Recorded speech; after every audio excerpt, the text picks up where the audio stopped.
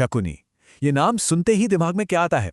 महाभारत का वो मास्टरमाइंड है ना, वो खिलाड़ी जिसने अपने पासों के एक दांव पे पूरे कुरु वंश की किस्मत लिख दी। पर सवाल यह है कि क्या शकुनी सिर्फ एक विलन था या फिर उसकी कहानी कुछ और ही थी?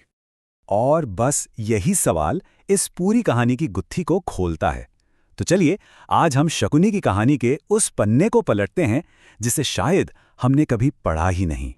तो शुरुआत करते हैं उस शकुनी से जिसे हम सब जानते हैं, गांधार का राजकुमार, कौरवों का वो चालाक मामा जिसकी एक एक चाल ने हस्तिनापुर को कुरुक्षेत्र के महाविनाश की आग में धकेल दिया। यही है ना शकुनी की पहचान। पर क्या कहानी सच में इतनी ही सिंपल है?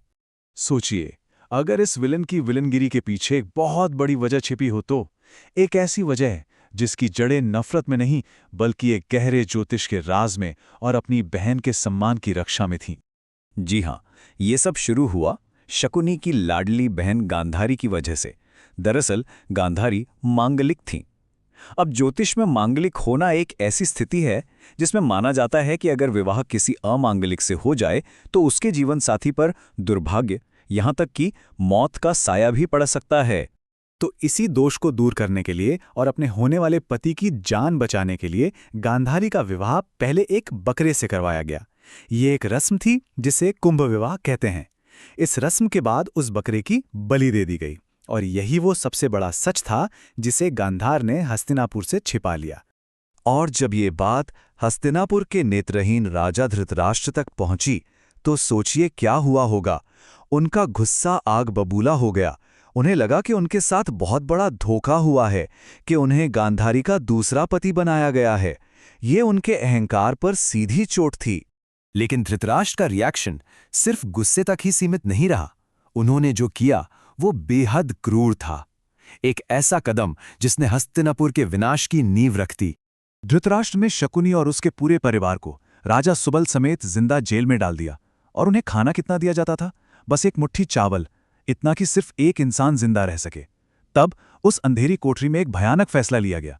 सबने तय किया कि ये खाना सिर्फ शकुनी खाएगा। क्यों? ताकि वो जिंदा रहे और अपने परिवार के इस अपमान का बदला ले। और कहते हैं कि शकुनी का जो सबसे खतरनाक हथियार था, उसके पासे, वो कोई मामूली पासे नहीं थे। वो उसी के मृत पिता राजा सुबल की हड्डियों से बने थे।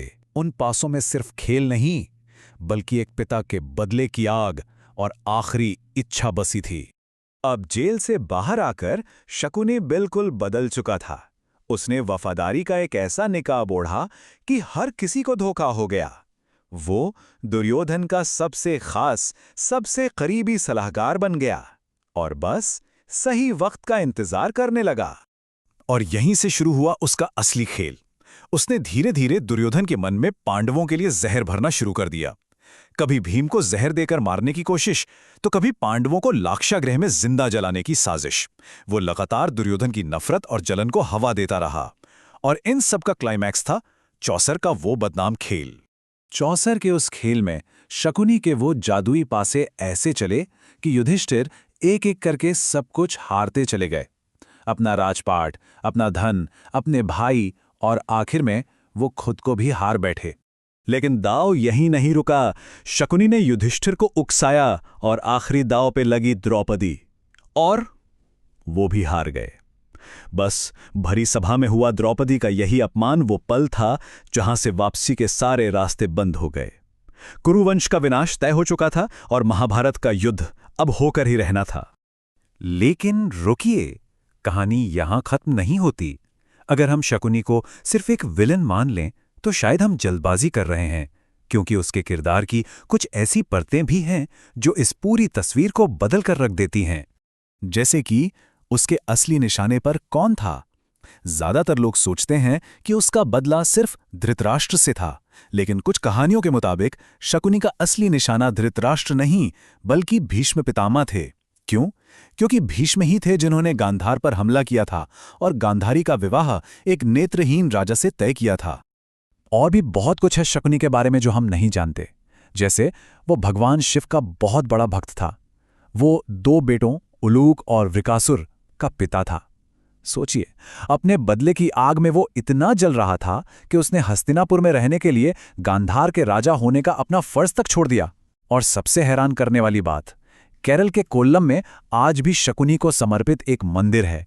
जी हां, एक मंदिर जहां यह माना जाता है कि उसे मोक्ष मिला था। तो इन सब बातों को जानने के बाद हम वापस उसी सवाल पर लौट आते हैं जहां से हमने शुरू किया था। शकुनी की असली पहचान क्या है? एक तरफ हमें वो धूर्त, चालाक शकुनी दिखाई देता है जिसने अपने स्वार्थ के लिए पूरे कुरु वंश को तबाह कर दिया, और दूसरी तरफ एक मजबूर भाई और बेटा जो अपने परिवार के साथ हुए जुल्म और उनकी हत्या का बदला ले रहा था। एक ऐसा इंसान जिसे उसके हालात ने विलन बना दिया। तो शकुनी क्या था? एक पैदाइशी खलनायक या इतिहास का एक ऐसा किरदार जिसे सबसे ज्यादा गलत समझा गया? उसकी कहानी हमें सिखाती है कि कैसे दर्द, अपमान और बदला किसी इंसान की पूरी शख्सियत को बदल सकता है। इसका अंतिम फैसला कि वो हीरो था या विलन, ये अब सोचने वाली बात है।